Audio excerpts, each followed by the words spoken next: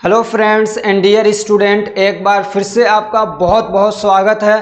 तो आज की इस वीडियो के अंदर हम ये जानेंगे कि कैसे अच्छे से अच्छे मार्क्स लेके आएँ एग्ज़ाम के अंदर। ये हर एक की ख्वाहिश होती है, हर एक की चाहत होती है, लेकिन बहुत सारे लोगों को वो ट्रिक्स मालूम नहीं होते हैं जो टॉपर्स को मालूम होते हैं। टॉपर्स के क्या ट्रिक्स होते हैं, क्या सीक्रेट्स होते हैं, वो सारी चीज़ें आज की इस वीडियो में डिस्कस करने वाला हूँ। इसलिए कि फ्रेंड्स, अच्छे मार्क्स लाने के लिए सिर्फ यही इम्पोर्टेंट नहीं होता है, सिर्फ यही मैटर नहीं करता है कि आपने सिलेबस को कितने अच्छे से पढ़ा है और कितना याद किया है। ये मैटर ज़रूर करता है, लेकिन सिर्फ यही मैटर नहीं करता है। तो क्या चीज़ें मैटर करती हैं, उसमें से मेन चीज़ें ये हैं कि आपका प्रेजेंटेशन कैसा है, यानी आपने कॉपी को किस तरीके से लिखा है, वो क्या इंप्रेशन देती हैं एग्जामिनर को, टीचर को जो कॉपी को चेक कर रहा है। मतलब ये कि आपकी कॉपी को ऊपर से देखने के बाद क्या अनुमान लगाया जाता है कि आपने इसके अंदर लिखा कैसा है, आप कितने टैलेंटेड हैं। दूसरे ये कि आप एग्जामिनर को कितना ज़्यादा इम्प्रेस कर पा रहे हैं अपनी कॉपी के ज़रिए से। ये दो मेन चीजें हैं। इसलिए कि कहा जाता है first impression is the last impression. पहला जो इंप्रेशन होता है, फर्स्ट पेज का जो इंप्रेशन होता है, सेकंड पेज का जो इंप्रेशन होता है, फर्स्ट क्वेश्चन फर्स्ट आंसर का जो इंप्रेशन होता है, वो एग्जामिनर के माइंड पे एक गहरा इफेक्ट डालता है। सबसे पहला टॉपिक तो क्या है कि स्टूडेंट्स के जो कुछ प्रॉब्लम्स हैं, जो कुछ क्वेश्चंस हैं, उसको हम लोग लेंगे। समझ रहे, जैसे कि स्पीड कम है मेरी, राइटिंग खराब है, ऐसी कुछ चीज़ें उसको हम लोग देखेंगे। दूसरा हम लोग ये डिस्कस करेंगे कि वो कौन से मिस्टेक्स हैं जो स्टूडेंट करते हैं और जिनकी वजह से उनके मार्क्स कट जाते हैं। बहुत अच्छा याद किया, सारा आंसर लिख के आया, लेकिन मिस्टेक्स भी कुछ कर रहे हैं जिसकी वजह से उनके नंबर उतने अच्छे नहीं आते जो टॉपर्स के आते हैं, या बहुत सारे बच्चे जिसकी वजह से फेल हो जाते हैं। तीसरे ये कि अपना प्रेजेंटेशन कैसे अच्छा करें, समझ रहे, अपनी कॉपी को कैसे हम अच्छे से अच्छा दें ताकि वो बहुत अच्छा इंप्रेशन दे सके एग्जामिनर को और अच्छे से अच्छे नंबर आपको मिल सकें। तो फ्रेंड्स, चलिए हम लोग सारी चीज़ों को सीक्वेंस के साथ में देखेंगे। तो स्टूडेंट्स के प्रॉब्लम्स क्या हैं, उनके क्या क्वेश्चंस है, उसको हम लोग देखते हैं। तो बहुत सारे बच्चों को दिक्कत आती है, सर मेरी राइटिंग अच्छी नहीं है, पुअर राइटिंग है, समझ रहे ना। तो क्या ये मैटर करता है या नहीं करता, यानी क्या मेरी राइटिंग अगर खराब है तो इससे कुछ फर्क पड़ेगा? जी हाँ, इससे बहुत ज़्यादा फर्क नहीं पड़ता है, थोड़ा बहुत फर्क ज़रूर पड़ता है।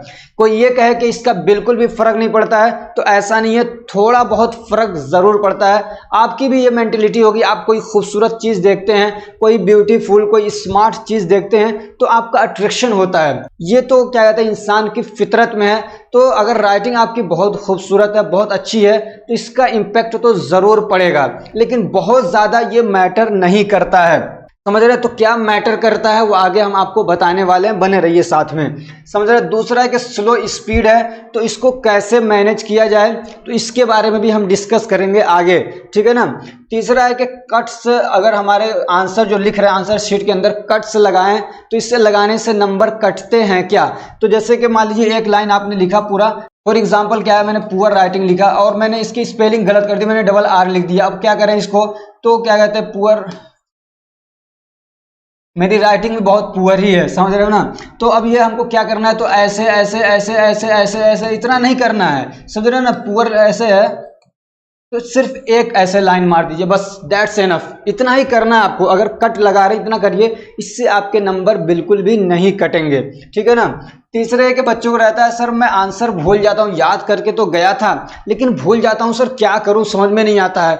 तो बहुत सारे बच्चों की जो गलती होती है वो पूरे साल पढ़ते नहीं हैं। मैं जो कह रहा हूँ रियलिटी यही है, जो पूरे साल पढ़े उसको बार बार रिवाइज करे तो उसको ये दिक्कत नहीं आती है जो कि भूलने वाली, समझ रहे हैं ना। भूलने वाली दिक्कत उन्हीं लोगों को आती है कि कल पेपर है, आज पूरी रात रटते हैं, पूरी रात पढ़ेंगे, एक ही दिन के अंदर 20 चैप्टर 25 चैप्टर एक ही दिन के अंदर पता चला 100 पेजेस पढ़ लेते हैं। तो हमारा माइंड इतना शार्प नहीं है कि इन सारी चीज़ों को एक ही रात के अंदर सबको याद कर सके, मेमोराइज कर सके और जाके एग्जैक्टली आपको वैसे ही बता सके एग्जाम हॉल के अंदर, जबकि आप पैनिक कंडीशन के अंदर हों। ये सॉल्यूशन ये है कि जो लोग पढ़ते हैं, मतलब पूरे साल पढ़ते हैं फिर भी भूल जाते हैं, तो उनके लिए ट्रिक ये है कि आप सिर्फ याद करके छोड़ ना दें उनको, याद करके छोड़ना नहीं है, उसको लिखिए। खुद से नोट्स बनाइए, उसको लिखिए। कई बार जब लिखते हैं आप चीज़ों को तो वो चीज़ें आपके बहुत अच्छे से दिमाग में बैठ जाती हैं। फिर जब एग्जाम में लिखते हैं ना, आपको पॉइंट्स खुद ब खुद याद आते रहते हैं। लेकिन ये ध्यान रखिएगा कि अगर आपने 20 पॉइंट्स याद किए हैं तो ऐसा नहीं कि वो 20 के 20 एग्जैक्टली आपको याद आने लग जाएं। इसीलिए कहा जाता है चीज़ों को सिर्फ रटिए नहीं, समझिए भी। अगर आपने समझ लिया है तो बहुत सारे पॉइंट्स आप खुद ही बना लेते हैं। आपने उसको कई बार पढ़ लिया है, लेकिन जब लिखने बैठेंगे ना तो उसको लिख नहीं पाएंगे। लेकिन आप जब 2 बार 3 बार उसको लिख लेंगे तो अब आपको दिमाग में वो बैठ जाएगा बहुत अच्छे से, समझ रहे। अब उसको लिखेंगे चौथी बार तो बड़ी आसानी से और बहुत कम टाइम में लिख पाएंगे। ये समझ रहे, टाइम मैनेजमेंट का एक ये भी तरीका होता है कि पहले से उनको लिख लिया जाए कई बार। जब आप कई बार लिख लेते हैं तो उनको तरतीब से लिखने में, सीक्वेंस से लिखने में, बहुत खूबसूरत ढंग से लिखने में बहुत आसानी मिलती है। फ्रेंड्स, ये वीडियो लंबी हो सकती है लेकिन सारी चीज़ों को मैं डिस्कस ज़रूर करूंगा। पांचवी दिक्कत आती है स्टूडेंट्स को टाइम की कमी। तो टाइम को कैसे मैनेज किया जाए इस पे हम आगे भी बताने वाले हैं। टाइम मैनेजमेंट उनके लिए जिनकी स्पीड कम है या टाइम कम पड़ जाते हैं वो क्या करें, समझ रहे हैं ना। तो एक तो ये कि आप पहले से प्रैक्टिस करके आते हैं तब भी आपका टाइम बचता है, वो मैंने आपको बताया। छठी बात यह कि how many pages should I right, मुझे कितने पेजेस लिखने चाहिए। ये बहुत मतलब बच्चों के क्वेश्चन रहते हैं। फ्रेंड्स, मैं कभी भी ये नहीं कहता हूं कि आपको इतने पेजेस लिखने हैं, इसलिए कि वहां पे पेजेस का इतना मैटर नहीं होता है। असल में ये कि क्वेश्चन किस टाइप का है। इसको ऐसे समझिए कि मान लीजिए केमिस्ट्री सब्जेक्ट है, उसमें से आपसे पूछा कि एंटासिड के एग्जाम्पल्स लिखिए जो आपके सिलेबस में दे रखे हैं और 5 नंबर का क्वेश्चन है। 5 या 6 एग्जाम्पल्स दे रखे हैं, aluminium hydroxide gel, magnesium hydroxide mixture. तो आपको 5-6 लिखेंगे तो इसमें तो आधा ही पेज होगा आपका।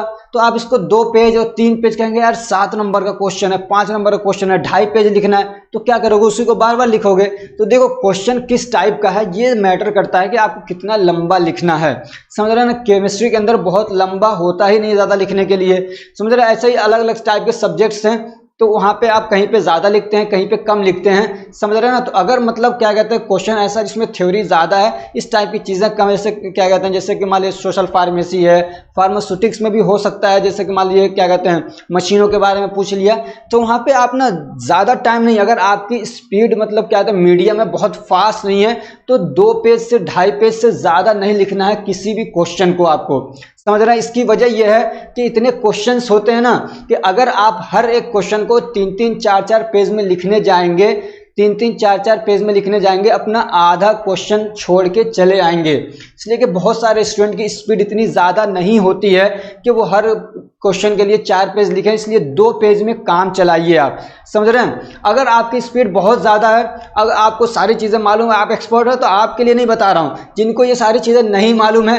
वो हर बार कहते हैं सर मेरा पेपर छूट गया, तो वो यही मिस्टेक करते हुए चीज़ें उनको याद तो होती हैं लेकिन वो एक ही क्वेश्चन के अंदर अपना समझिए आधा घंटा दे रहे हैं। होता है ऐसा, एक ही क्वेश्चन के अंदर आधा घंटा दे रहे हैं, 25 मिनट दे रहे हैं, 20 मिनट दे रहे हैं, अभी एक ही सेक्शन कर पाते, तब तक क्या होता है वो टीचर कहते हैं कि आपके आधा घंटा बचा है, बस 30 मिनट बचे हैं। अब क्या ब्लड प्रेशर उनका हाई होने लगता है, कलम भी उल्टा सीधा चलता है।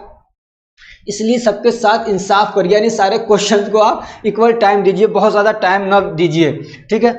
दूसरा है कैन आई राइट इन हिंदी। बहुत सारे स्टूडेंट्स के ये क्वेश्चन है कि सर क्या मैं हिंदी में लिख सकता हूँ या नहीं।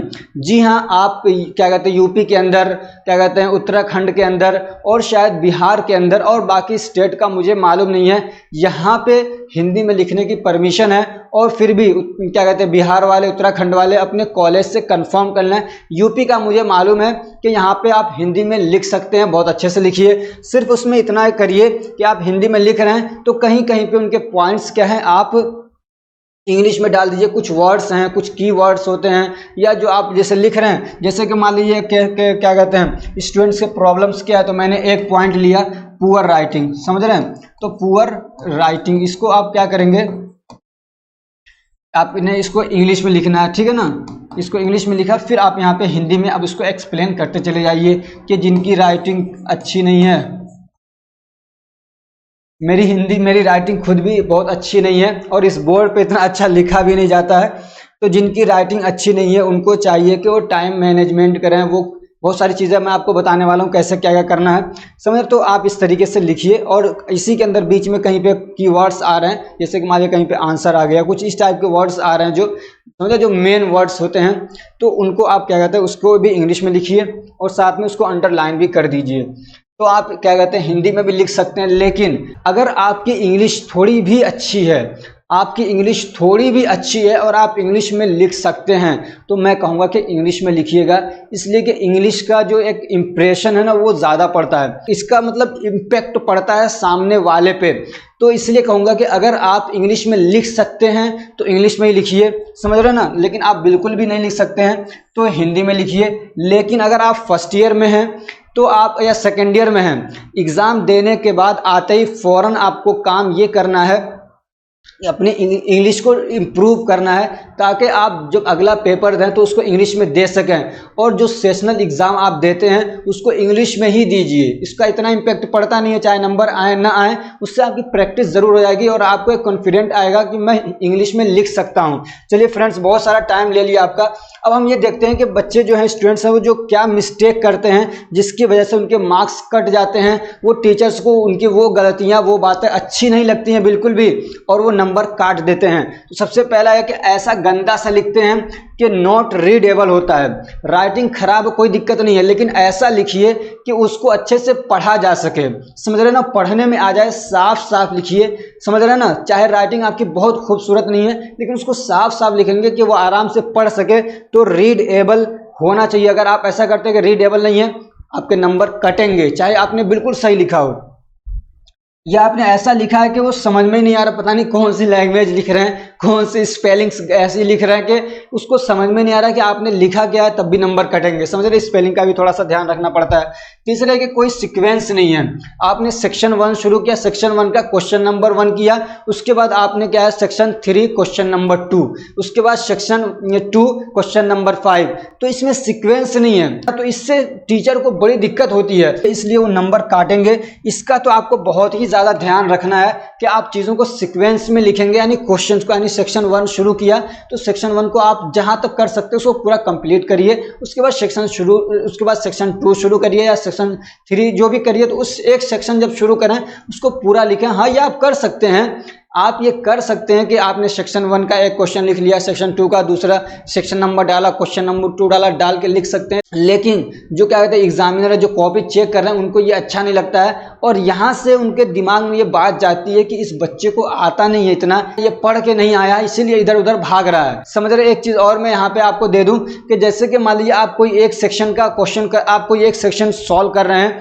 उसी में से आपको मान लीजिए 10 क्वेश्चन है, 8 तो आपको याद, उसमें से मान लीजिए 10 क्वेश्चन है, 8 आपको करने हैं, उस 8 में से 5 आपको सही से आ रहे हैं, 3 नहीं आ रहे हैं, तो अब बच्चे बहुत सारे क्या करते हैं कि जो 5 आ रहे हैं उनको एक साथ लिख देते हैं और जो 3 नहीं आ रहे हैं उनको एक साथ लिख देते हैं। या ऐसा भी होता है कि जितने भी सेक्शन है सबके जो क्वेश्चन नहीं आ रहे हैं उनको लास्ट में कर देते हैं, तो ऐसा नहीं करना है, समझ रहे हैं। समझ रहे हो, अच्छे लोगों के बीच में बुरे छुप जाते हैं, आपकी अच्छाइयाँ आपकी बुराइयों को छुपा लेती हैं। ऐसे ही जो क्वेश्चन आपको आ रहे हैं, मान लीजिए 5 या 7 क्वेश्चन आपको आ रहे हैं, उसमें 2-3 नहीं आ रहे हैं, तो 2 क्वेश्चन आपने सही वाले लिखे, 3 क्वेश्चन सही वाले लिखे, एक बीच में खराब वाला डाल दीजिए, समझ रहे। फिर उसके बाद आपने 2-3 सही वाले लिखे, फिर बीच में एक आपको जो कम आ रहा है उसको बीच में डाल दीजिए। फिर इस तरीके से करेंगे तो वो बीच में वो चीज़ें छुप जाएंगी, इसलिए कि जो एग्जामिनर होता है वो एक एक लाइन को नहीं पढ़ता है, समझ रहे हैं ना। हाँ, उसने 2 क्वेश्चन पढ़े हैं, चलो सही यार, सही लिख रखा है इसने, तो उसको बीच में आपकी वो जो मतलब कम जो आपको याद था, जो आपको नहीं आ रहा था, वहां से आपको काम चला देगा वो, ठीक है। तो तीसरा क्या है, पुअर प्रेजेंटेशन, यानी आपकी कॉपी ऊपर से देखने में ही बहुत भद्दी लग रही है, अच्छा ही नहीं लग रहा है, उसका प्रेजेंटेशन ही ठीक नहीं है। आपने जैसे मतलब क्वेश्चन को लिखना चाहिए, साफ साफ लिखना चाहिए। अब ये क्या है, प्रेजेंटेशन क्या है, इसमें क्या क्या चीज़ें आती हैं, इसको अलग से, ये बहुत मतलब इंपॉर्टेंट टॉपिक है, इसको आगे मैं डिस्कस करने वाला हूँ कि कैसे प्रेजेंटेशन आप अच्छे से अच्छा कर सकते हैं। चौथी बात क्या है, नॉट रीड टू इंस्ट्रक्शंस। बच्चे क्या मिस्टेक करते हैं कि जो गाइडलाइंस दे रखी हैं, जो इंस्ट्रक्शंस दे रखे हैं उनको फॉलो नहीं करते हैं। फॉर एग्जांपल कह रखा है कि आपको ये 8 क्वेश्चन, इसमें से 5 ही आपको अटेम्प्ट करने हैं, वो 8 के 8 करके आ रहा है, समझ रहे हैं। तो इस टाइप के जो इंस्ट्रक्शंस होते हैं पहले आप उनको सावधानी के साथ में पढ़िए, ठीक है। और क्या है, miss reading the question, question में कुछ और लिखा हुआ, ये कुछ और पढ़ रहा है, कुछ और समझ रहा है, समझ रहे ना। ऐसा बहुत होता है बच्चों के साथ में, अरे यार मैं तो इसको कुछ और समझ गया, इसको कुछ और लिख के आ गया। तो ये भी नहीं करना आपको, क्वेश्चन को बहुत ध्यान से पढ़ना है। उसके बाद है नो टाइम मैनेजमेंट, बच्चों के पास टाइम मैनेजमेंट नहीं होता, जिसकी वजह से बहुत सारे क्वेश्चन उनके छूट जाते हैं। टाइम मैनेज कैसे करना है इस पे सेपरेट वीडियो बना रहा हूँ, ठीक है ना। और क्या होता है बच्चों के to be so much panic, बहुत ज़्यादा पैनिक हो जाते हैं, बहुत ज़्यादा घबरा जाते हैं, बहुत ज़्यादा डर जाते हैं, पता नहीं क्या होगा, अरे तुम्हारी जान थोड़ी चली जाएगी, तुम्हें वहां गलत करो, कोई मारने वाला नहीं है, कोई टोकने वाला नहीं है, कोई कहने वाला भी नहीं होगा कि तुमने ये आंसर ऐसे नहीं ऐसे क्यों लिखा, समझो सारी चीजें वो छुपी रहेंगी। इसलिए टेंशन फ्री रहो यार, आराम से पास हो जाओगे, तो पैनिक नहीं करने का। अगली बात क्या है, रीडिंग ऑल दी नाइट, क्या मिस्टेक करते हैं, कल पेपर है, जैसे कि कल पेपर है, आज पूरा दिन पढ़ेंगे, पूरी रात पढ़ेंगे, दिमाग को मारेंगे, दही बना के रख देंगे उसकी। अब वो एग्जाम में तो बहुत सारे बच्चे सो जाते हैं, बहुत सारों का दिमाग काम नहीं करता है, इसलिए पहले से पढ़ लो। इस रात में आप थोड़ा कम पढ़ो, आराम से सो 6 घंटे एकदम टेंशन फ्री होके, और फिर उसके बाद तब पेपर जाना। ये गलती मत करना कभी भी कि पूरी रात पढ़ के जा रहे हो। अगला क्या है, नॉट अटेम्प्ट सम क्वेश्चंस। हाँ, बहुत सारे स्टूडेंट ऐसे हैं कि जैसे कि मान लीजिए कि इस कह रखा है इस सेक्शन में से आपको 5 क्वेश्चन करने हैं, 3 करते हैं, 2 नहीं आया छोड़ देते हैं, ऐसा नहीं करना है। टच तो जरूर करना है, क्या करना है, टच तो जरूर करना है। इसलिए कोशिश जरूर करें आप, उसमें नहीं 5 नंबर मिलेंगे, 3 नंबर 2 नंबर 1 ही नंबर मिल जाएगा, मिलेगा तो सही, समझ रहे। काफी जब आप खाली छोड़ के आते हैं, क्वेश्चन छोड़ के आते हैं, उससे अच्छा इंप्रेशन नहीं जाता है एग्जामिनर के ऊपर। इसलिए क्या, ऐसे क्वेश्चन को जो आपको कम आ रहा है उसको बीच बीच में डाल दीजिए, लेकिन हर क्वेश्चन को अटेम्प्ट जरूर करना है। हर क्वेश्चन बोलने का मतलब ये कि जितने पूछ रखे, 5 पूछ रखे तो 5 करना है। अब ये कि ये जो प्रेजेंटेशन है उसको कैसे अच्छा बनाएं, गुड कैसे करें उसको, या how to impress the teacher को आप कैसे इम्प्रेस कर सकते हैं, चाहे आपने बहुत ज़्यादा पढ़ा नहीं है, बहुत ज़्यादा। कई बार ऐसे मेरे साथ भी हुआ कि मेरे पीछे जो बैठा हुआ है मेरे में से क्या है, चीटिंग कर रहा है, मेरे में से पूछ के लिख रहा है, उसके नंबर मेरे से ज़्यादा आ रहे हैं, समझ रहे हो ना। कई बार ऐसा हुआ है, तो इसलिए ये मेरी राइटिंग खराब है। और भी बहुत सारी चीज़ें जो टेक्निक्स थी मुझे भी नहीं मालूम थी। तो क्या कहते हैं, कैसे लिखना चाहिए, तो सबसे पहली बात है कि एकदम क्लियर लिखना है, साफ साफ लिखना है। अगर आप ये कोशिश कर सकते हैं तो साफ साफ लिखिए, थोड़े वर्ड्स कम लिखिए। आप 1000 वर्ड्स में अपना आंसर लिखने जा रहे हैं, 800 वर्ड्स में लिखिए, लेकिन साफ साफ लिखिएगा, समझ रहे हैं ना, उससे बहुत अच्छा इंप्रेशन पड़ता है। और क्या करना है, अंडरलाइन द की पॉइंट्स, जो की पॉइंट्स होते हैं उनको अंडरलाइन करना है। जैसे कि मान लीजिए मैं लिख रहा हूँ कि अपना प्रेजेंटेशन अच्छा कैसे करें, तो कहेंगे कि एकदम क्लियर लिखिए, क्या लिखिए, क्लियर। तो आपने यहाँ पे क्या लिख दिया, क्लियर राइटिंग फॉर एग्जाम्पल। तो ये क्या है, क्लियर राइटिंग जो ये पॉइंट्स होते हैं जो हम लोग डालते हैं। अब इसको आगे एक्सप्लेन किया जाता है। दूसरा पॉइंट मैंने डाला कि क्या, अगर दूसरा पॉइंट मैंने डाला कि स्पेस देना है 2 आंसर्स के बीच में, समझ रहे हैं ना, तो स्पेस इसको मैंने अंडरलाइन किया। तो ये समझ रहे हैं ना, जो हमारे पॉइंट्स हैं उनको अंडरलाइन करना है। ऐसे ही जो हमने कुछ लिखा है उसमें कोई कीवर्ड्स आ रहे हैं तो उसको भी क्या करते हैं, अंडरलाइन करते हैं। जैसे कि फॉर एग्जांपल मान लीजिए कोई कीवर्ड है तो मैंने इसको अंडरलाइन कर लिया, या तो आपकी इस पर नज़र जरूर पड़ेगी।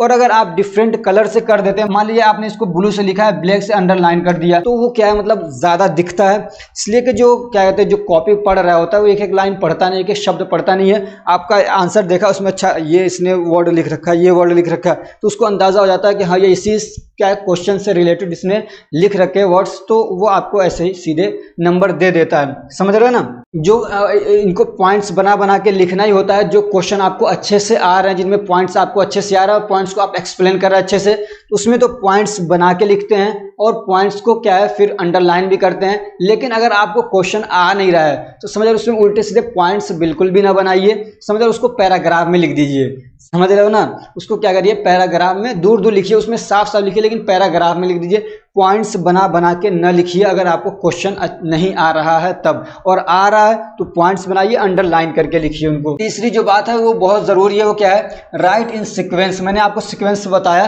कि सेक्शन 1 शुरू किया, उसके जो क्या कहते हैं सेक्शन 1 के सारे क्वेश्चन आपको करना है उसी उसमें, ठीक है ना, करिए ऐसा। अब उसमें है कि ऊपर नीचे आप कर सकते हैं, लेकिन उसमें भी ना आप अगर ऐसे कर सकते हैं कि पहले क्वेश्चन नंबर 1 को कर रहे हैं, क्वेश्चन नंबर 2 को, question number 3, question number 4, question number 5, इस तरीके से अगर आप करते हैं ना तो ये एक अच्छा इंप्रेशन देता है। टीचर को लगता है कि इसको सब आता है, ये तो आगे पीछे कुछ भी नहीं कर रहा है, इसका मतलब ये पढ़ के आया है। लेकिन इस बात का ध्यान रखिए, जब आपको आ रहे हो तब इस तरीके से करना है। हाँ, थोड़ा बहुत आगे पीछे है तो कर लीजिए इस तरीके से, लेकिन आपको बिल्कुल भी नहीं आ रहा, क्वेश्चन नंबर 1 बिल्कुल भी नहीं आ रहा तो गलत मत लिखिए। जो क्वेश्चन आपको अच्छे से आ रहा है उसी को नंबर 1 पे लिखिएगा। शुरू के 2 पेजेस 3 पेजेस में आपको उन्हीं क्वेश्चंस को लिखना है जो आपको अच्छे से आ रहे हैं। समझो 2-3 पेजेस ही शुरू के अच्छे से पढ़े जाते हैं तो उन्हीं को आपको बहुत अच्छे से लिखना। अगर क्वेश्चन नंबर 1 आ रहा, थोड़ी बहुत कमी है, तब भी आप क्वेश्चन नंबर 1 ही लिखिए। समझ रहे हैं? उसके अलावा क्या स्पेस देना है 2 आंसर्स के बीच में। एक आंसर मैंने लिखा, ये कंप्लीट हो गया, आप कर सकते हैं लाइन खींच दीजिए। उसके बाद क्या है, 1 या 2 लाइनें यहाँ पे छोड़िए, समझ रहे हैं ना, 1-2 लाइन छोड़ के उसके बाद तब आप क्वेश्चन नंबर 2 को क्या करेंगे, यहाँ पे सोल्व करेंगे। आपने आंसर लिख दिया, आंसर नंबर 2, समझ रहे हैं? तो 1-2 लाइनें छोड़ेंगे, इससे आपके क्या पेजेस भी भरते हैं और दूसरे क्या है, इससे अच्छा लगता है और उसको एग्जामिनर को ढूंढना नहीं पड़ता है कि क्वेश्चन नंबर 2 कहाँ है, क्वेश्चन नंबर 3 कहाँ है। और अगर आप कर सकते हैं तो इसको भी अंडरलाइन, समझ रहे हैं ना, और इसका कलर अलग कर सकते हैं तो अलग कर लीजिए। अब यहाँ पे देख रहे होंगे मैं आपको बहुत ज्यादा ऐसी चीजें नहीं बता रहा हूँ कि आपको कॉपी में ये वाला लाइन इधर खींचना है, ये वाली लाइन इधर खींचनी, ये वाली लाइन, ये सारी चीजें आती है और बहुत सारे लोग बता देते हैं। सिर्फ बहुत सारे बच्चे अपना टाइम वेस्ट करते हैं कि जाएंगे इधर लाइन खींच रहे हैं, इधर लाइन खींच रहे हैं, इधर लाइन खींच रहे हैं। ऐसा नहीं करना है। मान लीजिए आपको इधर से लिखना है, आपके पास क्या कहते हैं वो स्केल भी नहीं है, तो सिर्फ ऐसे कागज को इधर से मोड़ दीजिए, ऐसे मोड़ दिया ना सारे पेजेस को।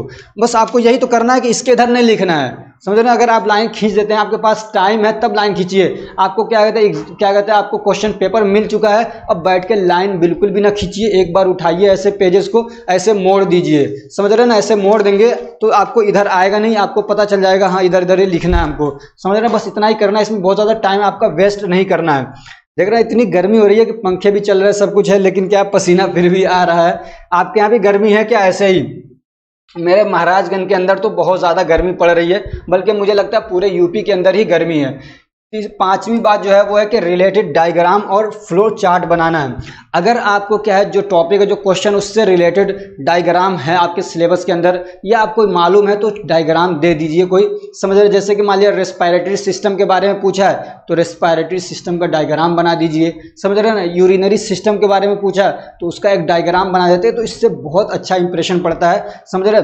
तीसरे के कुछ ऐसी चीज़ें होती है जहाँ पे आप फ्लो चार्ट बना सकते हैं, जैसे कोई क्लासिफिकेशन है या कोई ऐसी बातें हैं, तो अगर आप फ्लो चार्ट बना के उसको लिखते हैं, इसका मतलब यह कि आपने इस टॉपिक को बहुत अच्छे से पढ़ा है, तभी आप इसका फ्लो चार्ट बना रहे हैं। तो अगर आप फ्लो चार्ट भी उसके अंदर बना के लिख सकते हैं, जरूरत है जहां पे, तो आप लिख दीजिए, आपको अच्छे मार्क्स आ जाएंगे। आपने आंसर लिख दिया पूरा, उसके अलावा आप उसमें फ्लो चार्ट बना दीजिए नीचे, अगर आपके पास टाइम है, टाइम आपको परमिशन देता है तो। छठी बात क्या ध्यान देना आपको, उसके अंदर एग्जाम्पल्स देने हैं, जैसे केमिस्ट्री हो गया या जैसे कि मान लीजिए प्रिजर्वेटिव उसके बारे में पूछ लिया तो एग्जाम्पल दीजिए जहां तक पॉसिबल हो सके, जिसके एग्जाम्पल दे सकते हैं एग्जाम्पल जरूर दे के आपको लिखना है। उसके अलावा क्या है, आपने कॉपी लिख लिया, प्रूफ रीडिंग करना है, थोड़ा सा टाइम अपना 5 मिनट 7 मिनट 3 मिनट समझ रहे, 3 मिनट अपना बचाइए ताकि आप एक बार प्रूफ रीडिंग कर सकें। उसमें हो सकता है कोई क्वेश्चन छूट गया हो, कहीं पे कॉमा लगाना छूट गया हो, कहीं फुल स्टॉप लगाना छूट गया था, तो इस टाइप की चीजें आप कर सकते हैं। कई बार बीच में कोई वर्ड्स छूट जाते हैं तो एक बार उसको प्रूफ रीडिंग का मतलब ये कि पूरा आपने जो लिखा उसको एक बार पढ़ लीजिए, समझ रहे हैं? 8वीं बात क्या है, पॉसिबल समराइज द आंसर। अगर आपके पास टाइम है इतना तो आपने जो आंसर लिखा है ना उसको समराइज कर दिए, 3 से 4 लाइनों के अंदर लिख दिए समरी, समझ रहे? 9वीं बात क्या है, डोंट मिस एनी क्वेश्चन, आपको बता दिया कि क्वेश्चन छोड़ना नहीं है। और क्या, मान लीजिए अगर 5 नंबर वाले क्वेश्चन हैं और उनमें आपको 5 पॉइंट लिखने हैं तो क्या कहते हैं 5 पॉइंट ना लिख के 6 पॉइंट लिखिए। समझिए एक क्वेश्चन है, मान लीजिए 5 नंबर का है, 7 नंबर का है, आपको उसमें आप लिख रहे हैं कि चलो ये 7 नंबर का क्वेश्चन है, मैं 7 पॉइंट्स डाल के और इसमें लिख रहा जैसे कि मैंने ये पॉइंट्स दे रखे ना, ऐसे इसको 1 पॉइंट लिखा, इसको क्या कहते हैं आधे पेज में एक्सप्लेन कर दिया, इसको एक लिखा आधे पेज में एक्सप्लेन कर दिया, समझ रहे? तो आपको याद आ रहे हैं तो 7 पॉइंट से लिखिए। अगर 5 नंबर वाला क्वेश्चन है तो सिर्फ 5 ही पॉइंट ना लिखिए कि 1 नंबर का 1 पॉइंट आपने लिख दिया, बल्कि 6 लिखिए, 7 लिखिए। इसलिए कई बार ऐसा होता है जो पॉइंट्स हम लिख रहे हैं वो सारे सही नहीं होते हैं, तो मान लीजिए 1-2 पॉइंट्स अगर गलत भी हो जाते हैं तब भी 5 पॉइंट्स हैं तो एग्जामिनर को मतलब इतना रहता है कि नंबर दे देगा आपको सही से अच्छे से। और क्या इंग्लिश लैंग्वेज में अगर लिख सकते हैं तो इंग्लिश में लिखिए, मैंने आपको बता दिया। ये कि जिनका आंसर अच्छे से नहीं आता है या बिल्कुल भी नहीं आता उनको बीच बीच में डाल दे, जो मैंने आपको पीछे भी बता दिया। अब हम लोग पढ़ते हैं टाइम मैनेजमेंट के बारे में कि बहुत सारों को दिक्कत होती है, सर मेरी स्पीड बहुत स्लो है, मेरा पेपर रह जाता है, मैं कर नहीं पाता हूँ, स्पीड ठीक है फिर भी मैं क्वेश्चन को बहुत सारे छोड़ देता हूँ, छूट जाते हैं, मैं क्या करूँ। समझ रहे हो? तो सबसे पहले के साथ में घड़ी रखेंगे। उसके बाद क्या है, पहले पूरा पेपर ध्यान से पढ़ें आप। बहुत सारे बच्चे क्या है, पहले ही देखा पहले पेज से लिखना शुरू करते हैं। पूरा पेपर आपको ध्यान से पढ़ना चाहिए, उसके इंस्ट्रक्शन वगैरह पढ़ना चाहिए। अब जो सेक्शन आपको आसान लगता है पहले उसको करना है, समझ रहे हैं। उसके बाद लॉन्ग आंसर के लिए पहले कुछ पॉइंट्स लिखें, ये बात ध्यान रखिएगा। मान लीजिए 5 नंबर वाला क्वेश्चन है, आप उसको लिखने बैठते बहुत सोच सोच के लिख रहे हैं, 25 मिनट दे देते हैं बच्चे, 20 मिनट दे देते हैं उसके अंदर। हालांकि 10 से 12-15 मिनट, 10 मिनट के अंदर लिख दीजिए उसको। तो गलती कहाँ पे होती है कि एक एक पॉइंट्स याद नहीं आ रहे, तो 2 मिनट निकालिए और उसमें क्या उसके पॉइंट्स डाल लीजिए, समझ रहे हैं ना। 2 मिनट निकालिए, उसके पॉइंट्स डाल लीजिए। जैसे कि कोई भी टॉपिक है उसके अंदर मान लीजिए आपको 5 पॉइंट लिखने हैं, उन खाली पॉइंट्स को लिख लीजिए। जैसे मैंने आपको इधर दिखाया कि मैंने यहाँ पे क्या किए हैं, सिर्फ पॉइंट्स लिख रखे ना, उसको मैं एक्सप्लेन कर रहा हूँ। तो पहले आप पॉइंट्स लिख लीजिए, उसके बाद उनको एक्सप्लेन करिएगा। तो रफ पेज पे पीछे बैक साइड में आप उनको क्या है रफिंग करेंगे, पॉइंट्स लिख लिया, फिर उसके बाद आप लिखेंगे। तो इस तरीके से आप अपना टाइम बचा पाएंगे। आपको लग रहा है कि 2 मिनट जा रहे हैं, लेकिन वो जा नहीं रहे, वो आपके आगे 7-8 मिनट बचा देंगे, समझे, जो सोचने में लगता है। और क्या है, शॉर्ट जो क्या कहते हैं क्वेश्चंस को बाद में करने की कोशिश करें। जो शॉर्ट वाले क्वेश्चन है उसको शुरू में लेके बैठ के टाइम बर्बाद ना करें। वो तो क्या है, मतलब बहुत सारे तो चीटिंग वूटिंग से भी इधर उधर कर सकते हैं, और उसमें आप जल्दी जल्दी टिक तो लगाना होता है, या आपको सिर्फ क्या ए लिखना है, बी लिखना है, या फिलिंग द ब्लैंक्स करना है, तो उसको आप जल्दी जल्दी कर सकते हैं। लेकिन लॉन्ग क्वेश्चन को इतना जल्दी नहीं कर सकते हैं आप, इसलिए शॉर्ट क्वेश्चन को हो सके तो बाद में करिए। और क्या है, अगर टाइम मैनेजमेंट में कि हर सेक्शन के लिए टाइम फिक्स करें अगर पॉसिबल हो तो। जैसे कि मान लीजिए कोई सेक्शन है जो कि 25, मान लीजिए कोई सेक्शन है इसमें आपको 30 नंबर मिल रहा है, कोई सेक्शन है इसमें आपको 20 नंबर मिल रहा है, कोई सेक्शन है जिसमें आपको 10 नंबर मिल रहा है, फॉर एग्जांपल, समझ रहे हैं। तो जो 30 नंबर वाला सेक्शन है उसको आपको टाइम भी ज्यादा देना है। उसके अलावा क्या हाई वैल्यू वाले क्वेश्चन जो होते हैं उनको ज्यादा फोकस करना है, यानी जो क्वेश्चन ज्यादा मार्क्स वाले हैं उनको ज्यादा फोकस करना है, यानी पहले उनको करने की कोशिश करिए। वो छूटेंगे आपको दर्द ज्यादा होगा, तकलीफ ज्यादा होगी, समझ रहे हैं ना, आपके मार्क्स ज्यादा कटेंगे। तो इसलिए जो क्वेश्चन की वैल्यू ज्यादा 10 नंबर वाले क्वेश्चन है, तो पहले आपकी कोशिश ये हो कि पहले उनको आप कर लें, समझ, उनको फोकस ज्यादा करना, वो तो छूटना ही नहीं किसी हाल में। उसके अलावा एक ही सवाल में बहुत सारा टाइम अपना वेस्ट नहीं करना। कोई पॉइंट्स याद नहीं आ रहा, सोचे रहे याद किया, अरे छोड़ो ना यार, एक ही क्वेश्चन के अंदर आप 20 मिनट दे रहे हो, 25 मिनट दे रहे हो, ये नहीं करना है, समझ रहे ना। टाइम को और कैसे मैनेज करना, प्रीवियस ईयर के क्वेश्चन पेपर को सॉल्व करना है आपको पहले ही, एग्जाम में जाने से पहले 1 दिन 2 दिन पहले से ही आपको। अब याद करने का टाइम कम रहता है, आप पेपर सॉल्व करिए। अब क्या कहते हैं, क्वेश्चंस हैं जो टॉपिक्स उसको लिखिए, ज़्यादा से ज़्यादा लिखिए, समझ रहे, रिवीजन करिए, ये टाइम होता है। तो प्रीवियस ईयर के क्वेश्चन पेपर सॉल्व करके जरूर जाएँ, प्रैक्टिस करके जाएँ, यानी लिखने की प्रैक्टिस करके जाते हैं। इंपॉर्टेंट क्वेश्चन आंसर को तैयार करके जाना है, समझ रहे हो ना, क्या करना है, इंपॉर्टेंट क्वेश्चन आंसर को इसलिए देता हूं। अब एक बात मैं यहाँ पे और कह दूं कि मैंने जो इंपॉर्टेंट क्वेश्चन आंसर दिए हैं वो इसलिए नहीं देते हैं कि आप उससे पास हो जाएंगे या कुछ हो जाएगा। उसका असल जो मेरा टारगेट, पास तो होंगे आप उससे, लेकिन मेरा असल जो टारगेट होता है उनके जरिए से कि जो वो टॉपिक्स हैं आप उनको अच्छे से प्रिपेयर करके जाते हैं, और वो टॉपिक्स एग्जाम में आते हैं बहुत सारे। मैंने 25 दिए हैं तो समझिए 15 तो आ ही जाते हैं, 15 नहीं तो 10 आएंगे। तो ये 10 जो क्वेश्चंस आप इसको लिख याद करके गए हैं, कई बार देखा आपने, सुना है, समझा है, तो इसमें आपका टाइम बहुत सारा बच जाता है, समझ रहे हो ना। क्योंकि आपको पहले से ही मालूम था ये है, तो आप उसके लिए प्रिपेयर हैं पहले से, तो बहुत सोचना नहीं पड़ता, आपने लिखना खटाखट लिखना शुरू करते हैं। तो जो क्वेश्चन आपको 20 मिनट में करना था आप पहले से उसको पढ़ के गए थे, क्योंकि आपको एक तरीके से आइडिया हो गया था, आप उसको 10 मिनट में कर लेते हैं, बहुत सारा टाइम बचा लेते हैं। और उसके अलावा एक तो पैनिक नहीं होना है, और ये जो बात, ये पानी पी कर जाएं और टेंशन फ्री रहें। ये जो पानी पीने वाली बात, इसको हल्के में मत लीजिएगा। बहुत सारे मतलब एक ही क्लास के स्टूडेंट पे एक्सपेरिमेंट किया गया, उन्हीं में से आधे रेंडमली, ये नहीं कि तेज बच्चों को इधर ले लिया, कमजोर बच्चों को इधर ले लिया, नहीं, रेंडमली उनमें से तेज और कमजोर सब बच्चों को उनमें से आधा डिवाइड कर दिया गया, दोनों को अलग अलग रूम में रखा गया पेपर देने के लिए। आधे बच्चों को पानी दिया गया, पीने के लिए पानी पी के टेंशन फ्री होके पेपर दे रहे हैं, आधे बच्चों को पानी नहीं दिया गया, टेंशन फ्री होके पेपर दे रहे हैं। समझ रहे हैं ना, मतलब सिर्फ पानी नहीं दिया गया, बाकी सारी चीज़ें ठीक हैं। जो बच्चे पानी पी कर गए थे, एग्ज़ाम दे रहे थे, उनका जो परफॉर्मेंस था, उनके मार्क्स से इनके मुकाबले में 10 से 15% ज़्यादा था, और भी ज़्यादा हो सकता है। समझ रहे हैं। तो इसलिए मैं आपसे रिक्वेस्ट करूंगा कि बिल्कुल भी टेंशन नहीं लेना है और पानी पी के ही जाना है। पानी पी के ठंडा होकर रिलैक्स होकर आराम से लिखना है। आप फ्रेंड्स, अगर आप डी फार्मा के हैं तो आपके लिए मैंने फर्स्ट ईयर और सेकेंड ईयर दोनों के इंपॉर्टेंट क्वेश्चन आंसर और पूरा सिलेबस पढ़ा रखा है। आप प्लेलिस्ट से जाके उनको देख सकते हैं। टेंशन फ्री रहिए, पानी पीजिए, रिलैक्स होइए, टेंशन फ्री होइए। मेरी दुआ है, मेरी प्रार्थना है कि आप सबके अच्छे से अच्छे मार्क्स आएँ। Best of luck. Thank you so much.